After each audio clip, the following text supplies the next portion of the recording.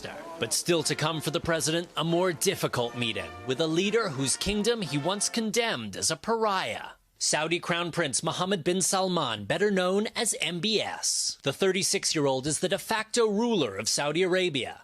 But the CIA says he also ordered the murder of Washington Post journalist Jamal Khashoggi, sending a hit team to dismember him in the Saudi consulate in Istanbul. MBS has always denied the allegation, but that didn't stop Biden slamming his government on the campaign trail.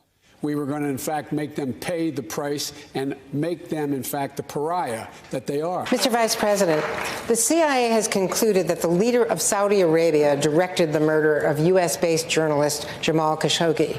The State Department also says the Saudi government is responsible for executing nonviolent offenders and for torture. President Trump has not punished senior Saudi leaders. Would you? Yes, and I said it at the time.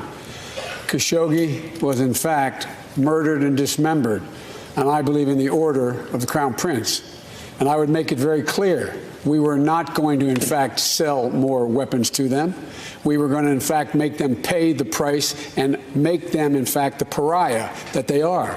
There's very little social redeeming value in the present government in Saudi Arabia. And I would also, as pointed out, I would end the subsidies that we have, end the sale of material to the Saudis, who they're going in and murdering children and they're murdering innocent people. And so they have to be held accountable. And with regard to China, we should look, unless we make it clear that we stand for human rights, we should be going to the United Nations seeking condemnation of China, what they're doing with 1 million Uyghurs that are there essentially in concentration camps in the West. We should be vocally speaking out about the violation of the commitment they made to Hong Kong. We have to speak out and speak loudly about violations of human rights. But now he's eager for Saudi help, saying previously he hopes they'll pump more oil so Europe can wean itself off Russian supplies, and so American drivers will see some relief at the pump. The president insists that's not his main goal. I guess I will see the king and the crown prince, but that's not the meeting I'm going to. They'll be part of a much larger meeting. But with the midterms looming, the political pressures are clear. MBS was once celebrated in Hollywood and Silicon Valley as a promising young reformer. That ended abruptly with Khashoggi's murder.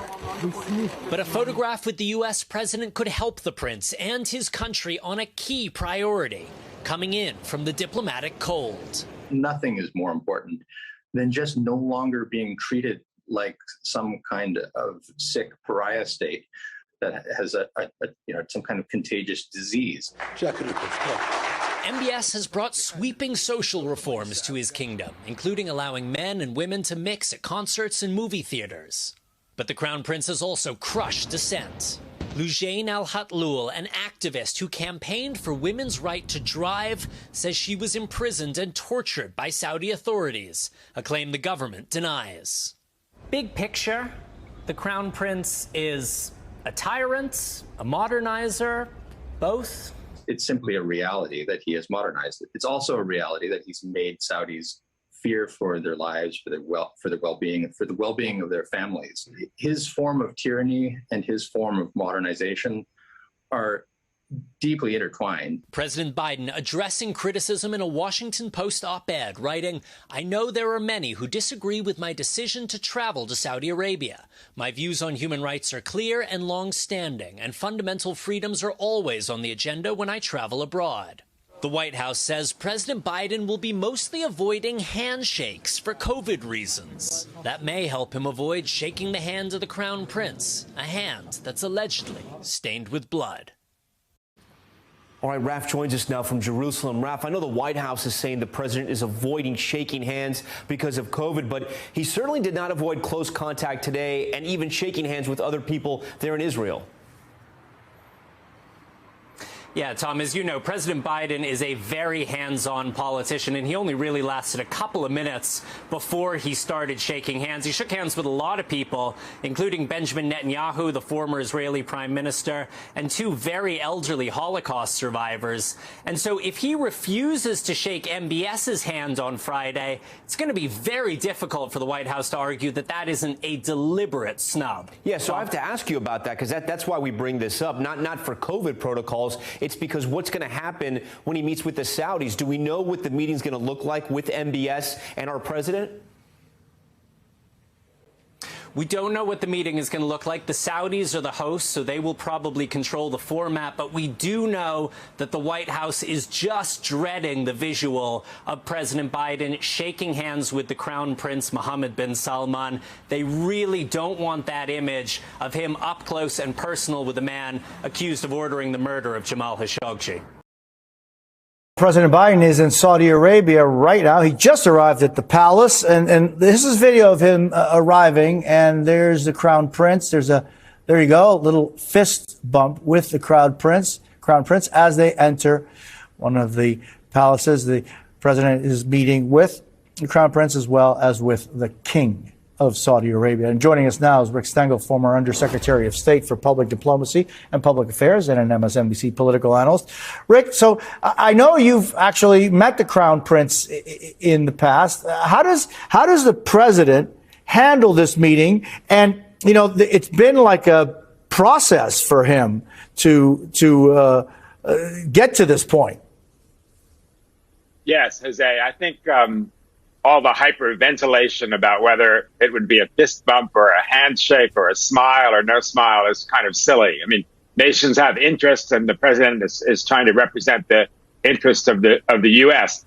I did indeed meet Mohammed bin Salman in 2015 in Riyadh, and in very classic Saudi fashion, the meeting was scheduled for 10 a.m.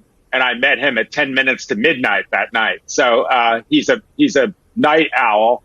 He's a walking contradiction. I mean, in some ways, he's very progressive and very old-fashioned. In some ways, he's liberal, but also an autocrat. By the way, Saudi Arabia is a theocracy. It's an authoritarian society that is led by religious figures. Mohammed bin Salman has been ruthlessly consolidating his power for a number of years, and I think the calculation of President Biden is pretty simple. I mean, look, he's about as happy to be there as he would be going to the dentist for a root canal. But he realizes with what's going on in Ukraine, what he really wants to prevent is a alliance between Russia and Saudi Arabia that would keep oil prices high. That's really, I think, the number one thing in his book.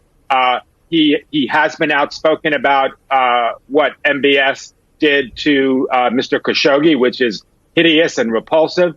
But again, nations have interests, and his interest right now is keeping oil prices low, not letting Russia succeed in Ukraine, and trying to keep inflation down in the U.S.